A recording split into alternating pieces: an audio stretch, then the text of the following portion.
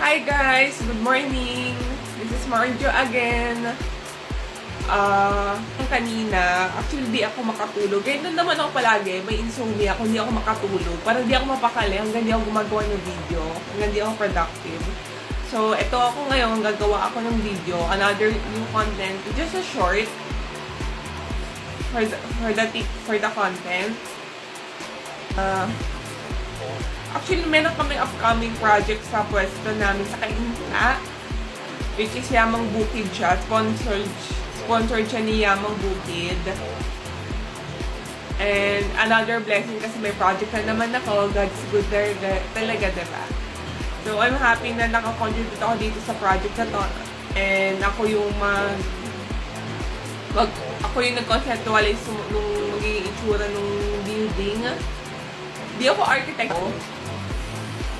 Interior decorator ako to be exact. Kaya, ayun. For some reason, naging architect ako. Just for a short time. Anyway, yung itong content na to is about yung mga ginagamit ko bilang interior decorator. 5 siya. 5 yung mga things na ginagamit ko bilang interior decorator. Kaya abangan niyo siya.